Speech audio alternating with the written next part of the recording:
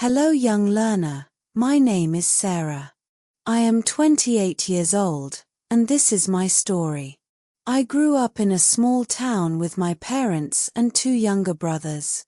We weren't rich, but we had enough. My father worked at a factory, and my mother stayed home to take care of us. Life was simple and happy, but everything changed when I was 15. My father lost his job because the factory closed. He tried to find other work, but nothing lasted long. Soon, we had no money to pay rent. We were evicted from our home. I will never forget the day we packed our things into old bags and left the house we loved. We moved to the city, hoping for a fresh start. My father found small jobs, but it wasn't enough.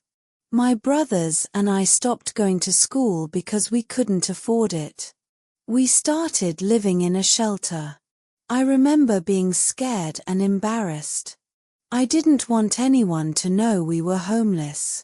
One night, as I lay on the hard floor of the shelter, I promised myself that I would change my life. I didn't know how, but I knew I had to try. I held on to that promise, even when life became harder. Living in the shelter was tough. We had to wait in long lines for food. Sometimes, there wasn't enough for everyone. I felt weak and tired most days. My brothers were too young to understand why life had become so hard. They cried often, and it broke my heart. To help my family, I started looking for small jobs. At 16, I found work cleaning houses. It was hard work, but I was grateful for the little money I earned. I would save every penny to buy food or clothes for my brothers. I felt proud to contribute, even if it wasn't much. During this time, I discovered a public library near the shelter. I started spending time there, reading books and learning new things. I loved stories, especially ones about people who overcame challenges. They gave me hope and made me believe that I could do the same. I also practiced English by reading aloud and talking to librarians. It became my secret way to dream of a better future. But not everyone was kind to us. Some people looked down on us because we were homeless. They called us lazy or dirty. Their words hurt, but I tried not to let them bring me down. I kept telling myself that this was only temporary. Someday, things would get better. Through every struggle, my family stayed together. My mother's hugs and my father's quiet strength kept me going. Even when life felt impossible, we didn't give up. We held on to hope. When I was 18, I met someone who changed my life. Her name was Mrs. Carter. She was an older woman who I worked for as a house cleaner. She was kind and always asked about my family. One day, she noticed me reading a book during my lunch break. She smiled and said, "Sarah, you're very smart. You should go back to school." I laughed nervously and told her that school was impossible for me. We had no money, and I had to work to help my family. But Mrs. Carter didn't give up. She told me about scholarships and free programs that could help people like me. She even helped me fill out applications. With her encouragement, I applied for a community college program. To my surprise, I got accepted. They offered me a scholarship that covered most of the costs. I was so happy that I cried. For the first time in years, I felt like my dreams were possible. Balancing school and work was hard. I studied during the day and cleaned houses in the evening. There were times I felt like giving up, but I remembered my promise to myself. I wanted to create a better life for my family. During college, I discovered my love for technology. I took classes in coding and learned how to build websites.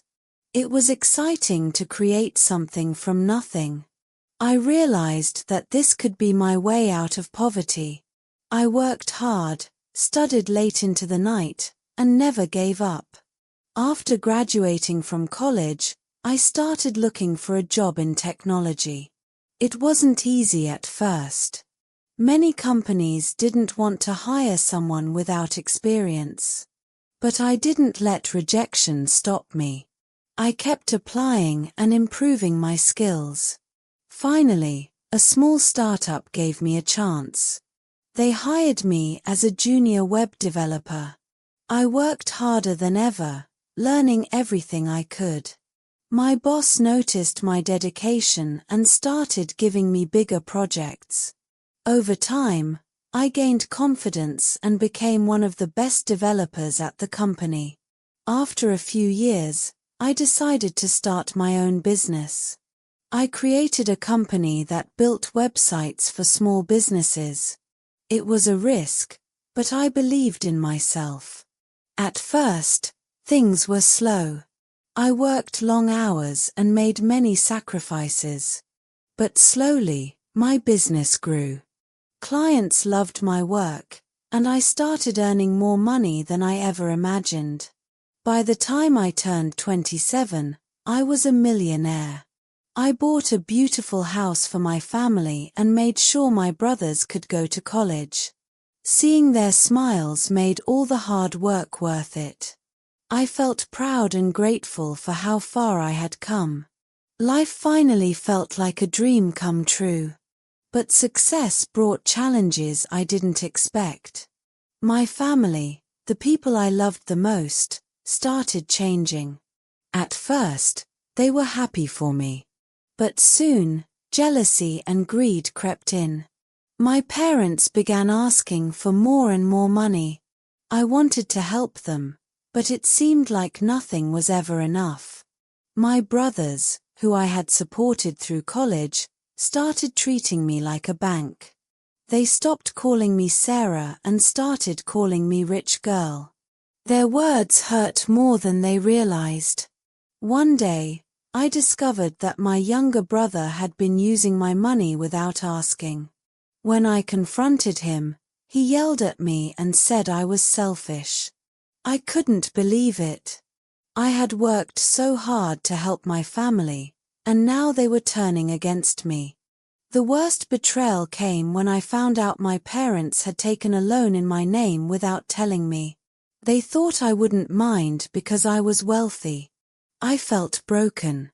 How could the people I loved do this to me? I realized that money had changed our relationships. It created tension and mistrust. I tried to fix things, but the damage was done. My family saw me as a source of money, not as their daughter or sister. It was the most painful lesson I had ever learned. Today, as I share my story, I feel both sadness and hope. Losing the close bond with my family was heartbreaking, but it taught me important lessons about life and love. I learned that money can't buy happiness or fix broken relationships. True happiness comes from within. It comes from knowing who you are and what you stand for. I also learned the importance of setting boundaries. Helping others is important, but you must also protect yourself. Now, I focus on using my success to help others who are struggling, just like I once did. I started a program to teach young people coding and technology skills. It brings me joy to see them succeed and build better lives for themselves. Every day, I remind myself of where I came from. I remember the cold nights at the shelter and the promise I made to myself. That promise kept me going then, and it keeps me going now.